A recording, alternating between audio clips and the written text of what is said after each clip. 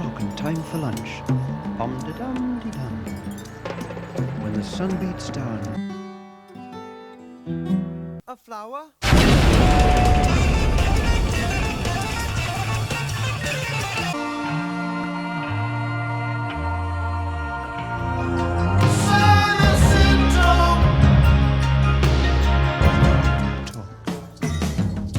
There's always been Ethel.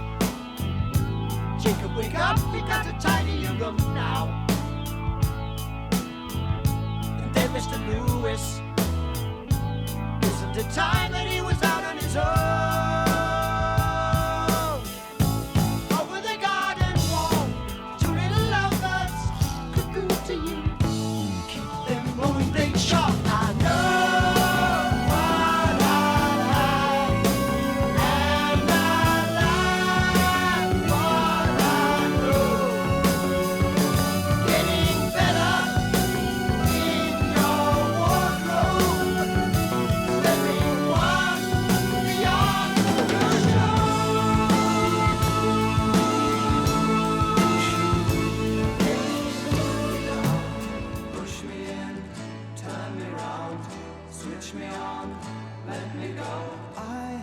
Peter Brian Gabriel was born on the 13th of February 1950 in Chobham, Surrey. He was raised in a middle-class family in Coxhill, a Victorian manor situated on Deep Pool Farm just outside Chobham. I stand upon the mountain, million miles from my home, on the faces of fear.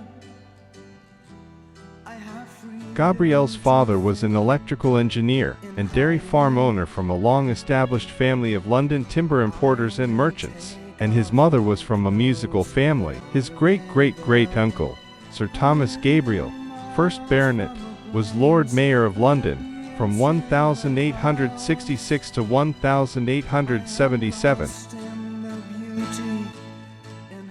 Gabriel attended Cable House, a private primary school in Working, Surrey, followed by Andrews Preparatory School for Boys in Hossell, Surrey. During this time at the latter, his teachers noticed his singing talent, but he opted for piano lessons from his mother and developed an interest in drumming. At age 10, he purchased a floor tom-tom.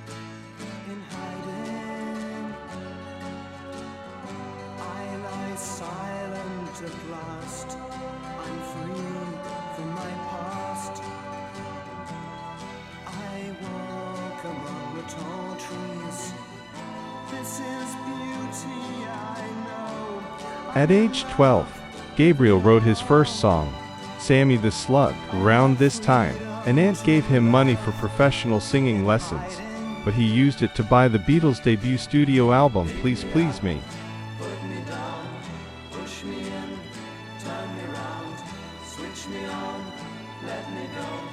In September 1963, he started at Charterhouse, a public school in Godalming, where the whole story really began. There, he was a drummer and vocalist for his first band, the trad jazz outfit the My Lords, or Lords. This was followed by a holiday band called The Spoken Word.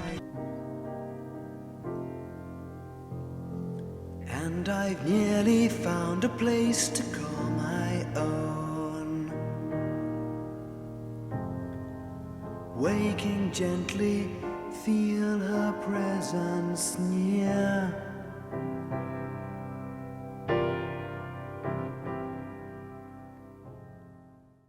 Peter Gabriel arrived at school in September 1963 as a 13-year-old, while England was slowly swaying to the rhythm of the first Beatles hits and preparing for a swinging, psychedelic decade. He had to put on a stiff uniform, button up to the neck and grit his teeth. Peter was one of those boys for whom the first period at Charterhouse was a nightmare. Gabriel recalls it this way: just entering Charterhouse was traumatic. I remember the first night. We had no curtains on the windows. It was gloomy and cold. Before that I lived in the country, and at night I had peace and quiet, and there was a large hall divided into small rooms. The lights of passing cars shone through the windows, the cardboard walls did not insulate, and everything could be heard through them. Conversations. Some strange sounds. During the first nights many boys cried, others masturbated, and still others masturbated while crying. They all seemed very unhappy. On the other hand, the older boys would have long nights of conversations, trying to impress each other, telling strange, sometimes crazy stories about cars and girls. It was a bad time. I think I was very sensitive at that time, and everything was a huge problem. It immediately became a drama. I spent many nights trying to fall asleep without success.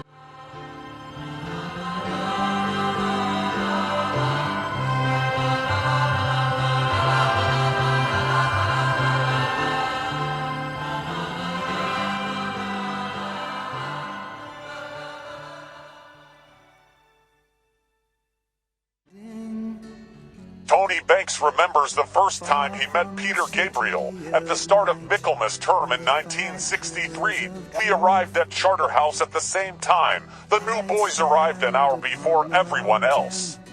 I took to him immediately. He seemed quiet. He didn't seem threatening. I was quite a shy boy myself, and he obviously was as well, so we quickly became friends. There were a lot of shared interests. Music was a big thing, but also a genuine rivalry in everything, really. We would play sports, normally fairly badly, but with great intensity and passion try and beat the other. That was the only thing that mattered. The creative relationship between Banks and Gabriel at Charterhouse and later became central to the band's early music. Both of them did not like the school for their first year their citation needed, and as arriving at the same time, they stuck together throughout the first year. Rutherford remembers Gabriel as quite quiet at school, quite shy. He's still quite a shy person, but fearless. He pretends he's not sure what he wants, but he knows exactly what he wants, and that's his strength, too. School was slightly more to pairs. It was Peter and Tony. I didn't really know Peter that well at school, and myself and Anthony Phillips. Bar our afternoon writing sessions in the classrooms, we'd smuggle the gear in, smuggle it in, and play. It wasn't till later on that we got closer.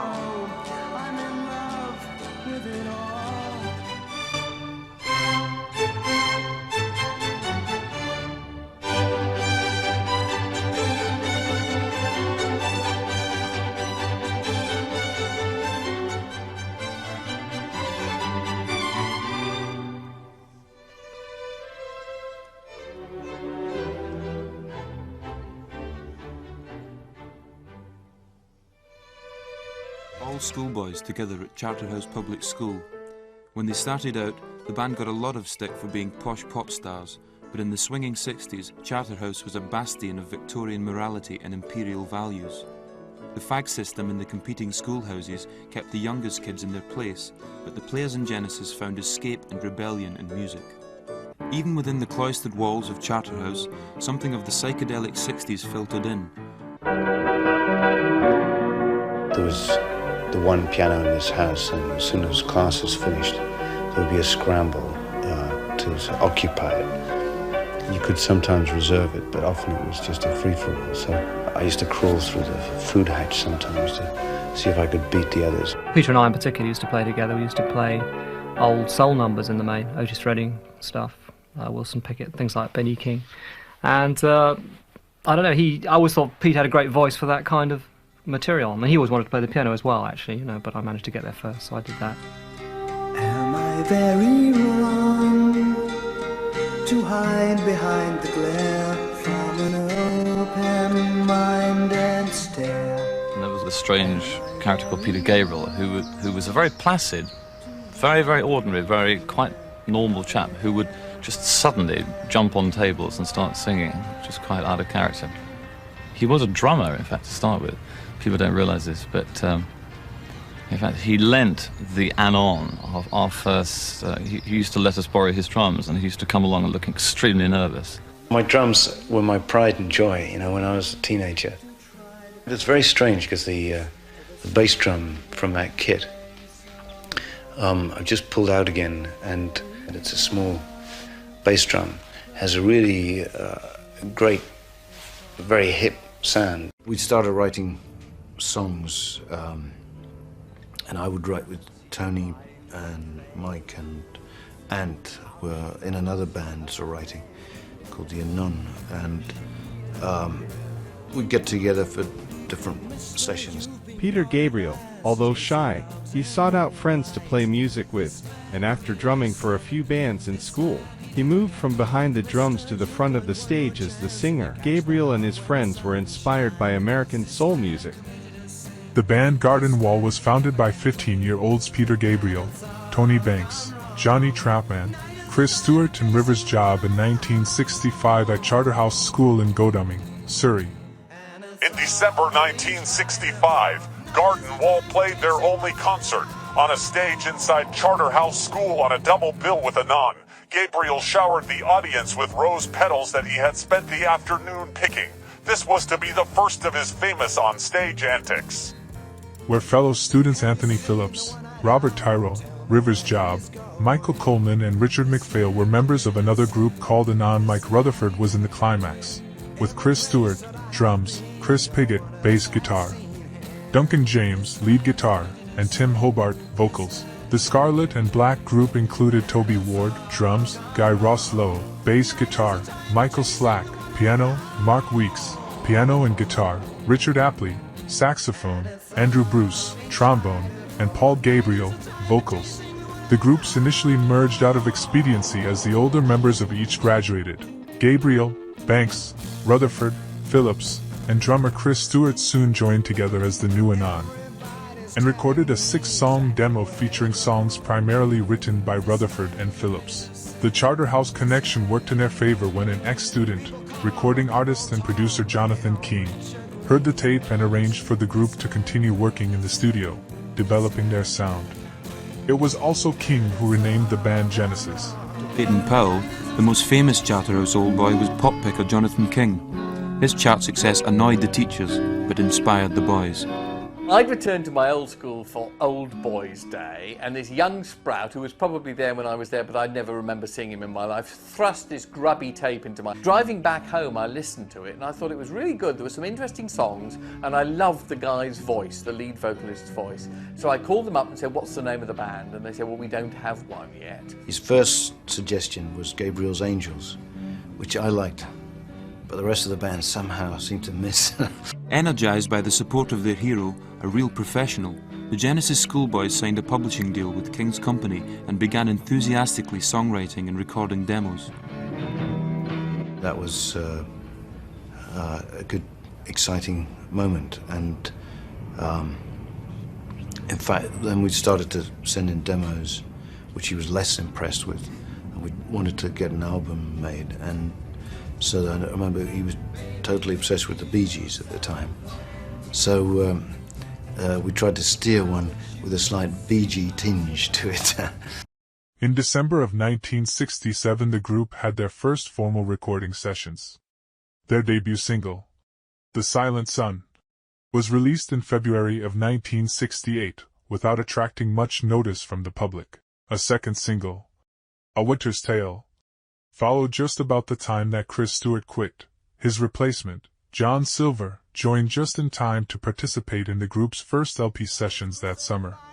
In August 1968, during the school summer holidays, the band returned to Regent Sound Studio to record From Genesis to Revelation. The music was recorded in 3 days, and the album was put together in 10. King was the producer, and brought in Brian Roberts and former Charterhouse pupil Tom Allam as recording engineers. The sessions involved 2 4-track recording machines, and marked Banks' first time playing an organ. The material put down, Greenslade and Lou Warburton then added more string and horn arrangements to one stereo channel while mixing the band's performance on the other. This was done without the band's knowledge, which they thought compromised the strength of the songs. Phillips was particularly angered at the decision, and was the only member to express his feelings towards it, by stomping out of the studio on the last day. In a 2011 interview, he said that in retrospect he understood why King thought the recordings needed the extra instrumentation, and explained that the problem was that due to the limitations of recording technology of the time, adding orchestration meant that everything else on the recording had to be reduced to mono.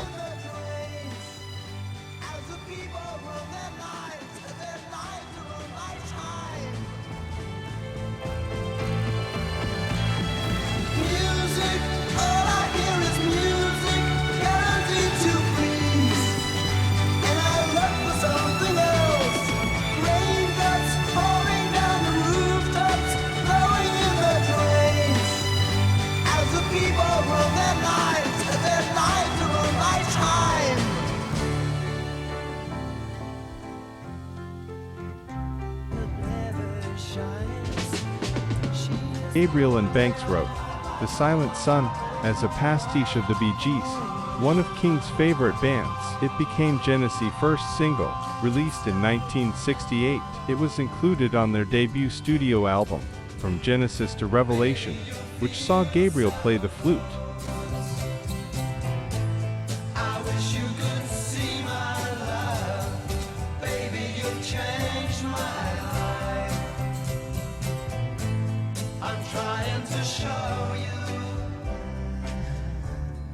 Tiny summer hides from me. Can't you see that I'm just outside? Very soon I'll ask. The debut studio album From Genesis to Revelation was released on the 28th of March, 1969 on Decca Records. The album originated from a collection of demos recorded in 1967 while the members of Genesis were pupils of Charterhouse in Godalming, Surrey. It caught the attention of Jonathan King, who named the group, organized deals with his publishing company Jonjo Music and Decca, and studio time at Regent Sound Studios to record a series of singles and a full album. A string section arranged and conducted by Arthur Greenslade was added later on some songs. By the time Genesis had finished recording, John Silver had replaced original drummer Chris Stewart. The boys had to face personal problems for the first time. Everyone was perfectly aware that in order to become a professional band, they had to replace the weakest link, and that was drummer Chris Stewart. Peter, although he was aware that his adoring friend was not at his best and had no potential as a professional drummer, was unable to tell him that.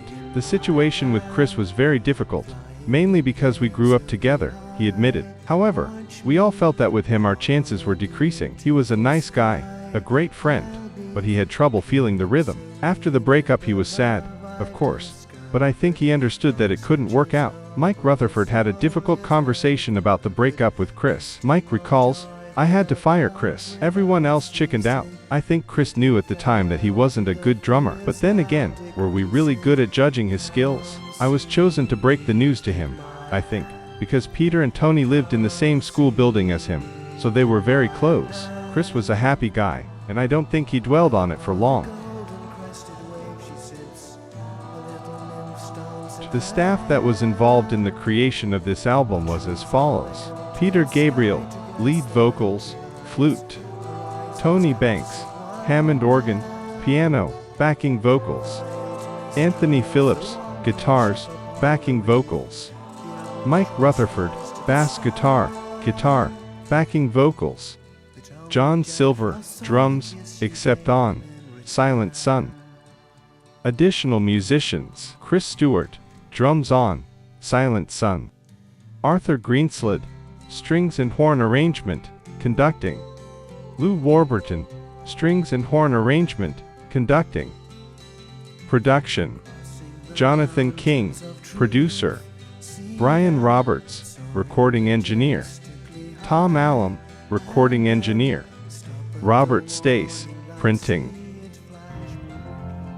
We're waiting for you. Come and join us now. We need you with us. Come and join us now.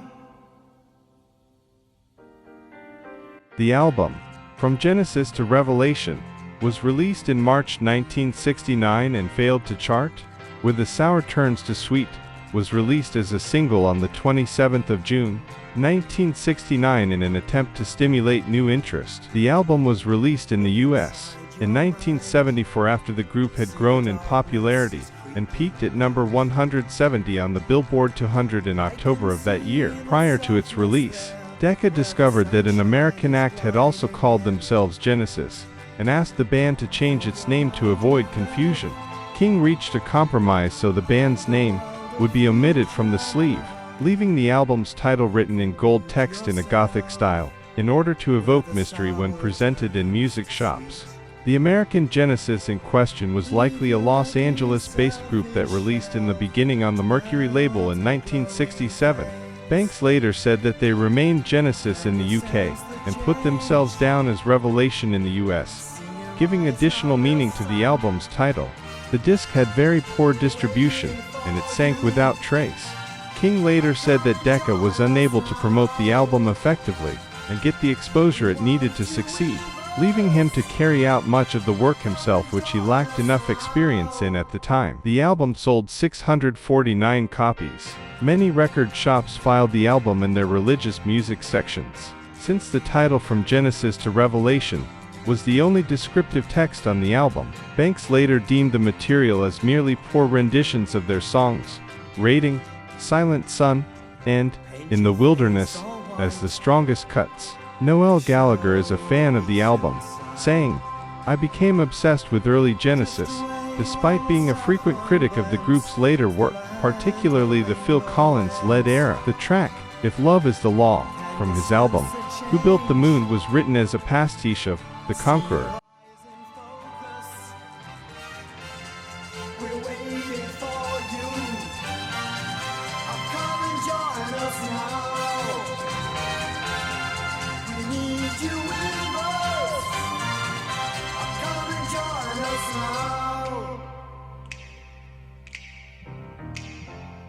We're waiting for you. Come and join us now. We need you with us. Come and join us now. We want you with us.